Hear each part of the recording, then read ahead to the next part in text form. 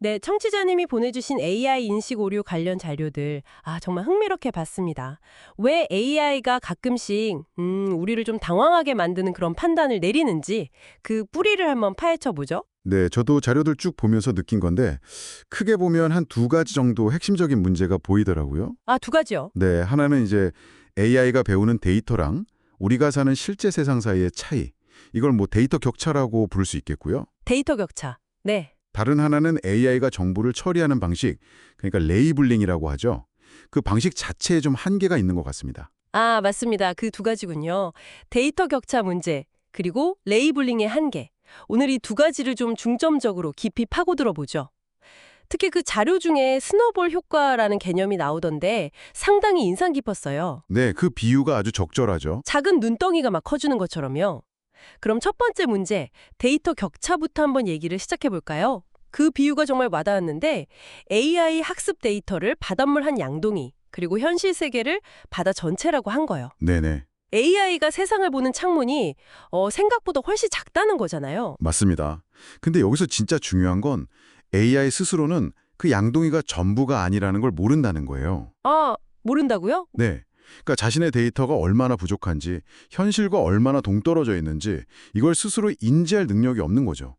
뭐랄까, 일종의 메타인지 부족이랄까요? 와, 자신이 뭘 모르는지조차 모른다. 그러면 이게 되게 위험할 수 있겠는데요. 한번 잘못된 정보나 좀 편향된 시각 같은 게 시스템에 들어가면 이게 걸러지지 않고 계속 쌓이고 증폭될 수 있다는 거네요. 정확합니다. 이게 바로 그 스노우볼 효과로 이어지는 거고요. 네, 바로 그거죠. 처음에는 아주 작은 오류나 편향일 수 있어요. 근데 이게 시스템 안에서 계속 누적되고 또 다른 오류랑 막 얽히고 하면서 나중에는 정말 예측하기 어려운 큰 왜곡을 만들어낼 수 있는 거죠. 음, 사실 요즘 GPT 같은 최신 모델들 보면 데이터 양이 정말 어마어마하잖아요. 네, 그렇죠. 근데 아무리 그 양이 많아져도 이 현실 세계의 모든 복잡성이나 미묘함까지 다 담아낼 수는 없거든요. 결국 이 데이터 격차라는 근본적인 문제에서는 벗어나기 어렵다는 겁니다. 양이다가 아니군요. 그렇죠. 중요한 건 데이터의 양 그 자체가 아니라 그 데이터가 현실을 얼마나 충실하게 또 다양하게 반영하고 있느냐. 바로 그 질이 관건인 거죠. 듣고 보니까 이거 약간 우리 인간 생각하는 방식하고도 좀 비슷한 면이 있는 것 같아요. 우리도 각자 자기가 겪은 경험이라는 그 한 양동이로 세상을 이해하려고 하다가 좀 성급하게 일반화하거나 편견에 빠지기도 하잖아요. 맞아요. 비슷한 측면이 분명히 있죠. 네. 이런 점을 좀 염두에 두면서 그럼 두 번째 문제로 넘어가 볼까요? AI의 정보 처리 방식, 그러니까 레이블링의 한계점. 네. 두 번째 문제죠. 이게 뭐냐면 대부분의 AI는 학습할 때 데이터 하나에 이름표, 그러니까 레이블을 딱 하나만 붙이는 방식으로 배워요. 이걸 단일 레이블링이라고 하는데 단일 레이블링. 네. 자료 예시처럼 독수리 사진을 보면 그냥 이건 독수리다 이렇게만 아는 거죠. 다른 정보는 없이요. 되게 단순화된 방식이네요. 그래서 자료들에서는 그 대안으로 계층적 다중 레이블링이라는 걸 제시하고 있죠. 네, 맞습니다. 단순히 독수리 이렇게 끝나는 게 아니라 뭐 예를 들면 동물 아래 조류, 그 아래 맹금류, 그리고 독수리 이런 식으로 상하위 개념을 포함해서 여러 층위의 정보를 같이 주는 방식이요. 네, 정확히 이해하셨습니다. 그렇게 계층적으로 정보를 구조화해서 주면 크게 두 가지 좋은 점을 기대할 수 있어요. 어떤 점들이죠? 첫째는 계층적 추론이라는 게 가능해집니다. 계층적 추론이요? 네. 예를 들어 AI가 조류라는 상위 개념의 일반적인 특징들을 학습했다고 쳐요. 그러면 나중에 처음 보는 참새 사진을 딱 봤을 때도 이건 조류의 한 종류겠구나 하고 어느 정도 유추하는 능력이 좋아질 수 있다는 거죠. 아하, 그렇군요. 조류라는 걸 아니까 처음 보는 새도 어느 정도 카테고리화할 수 있다. 두 번째 장점은 뭔가요? 두 번째는 인식의 심추화라고 할 수 있습니다. 청취자님이 보내주신 자료 중에 이상감지 시스템 예시가 있었는데 아주 좋았어요. 네, 봤습니다. 단일 레이블링 방식이라면 그냥 비정상 신호 발생. 여기서 딱 끝나겠죠. 하지만 계층적 레이블링을 적용하면 예를 들어 비정상 신호 발생 결과 이게 왜 발생했지?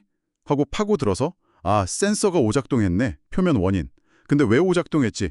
센서가 너무 낡았구나. 근본 원인. 이런 식으로요. 와, 문제의 겉과 속, 그러니까 결과부터 근본 원인까지 훨씬 더 깊이 있게 다층적으로 분석할 수 있게 되는 겁니다. 훨씬 정교한 분석이 가능해지는 거네요.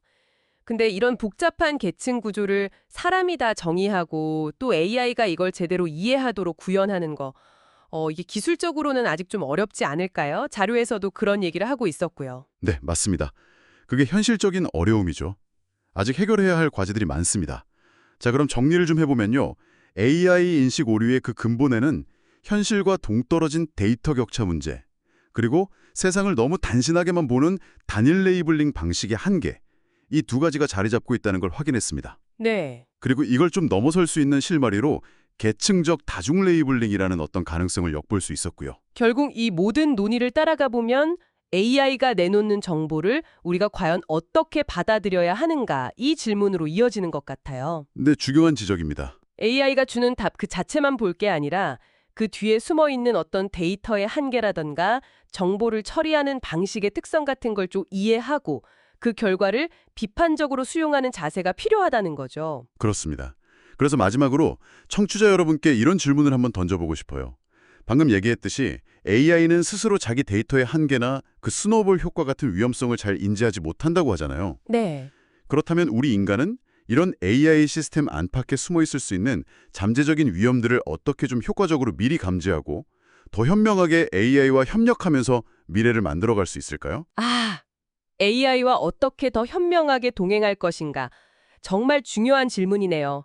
이 질문을 저희 청취자분들도 한번 곱씹어 보시면 좋겠습니다.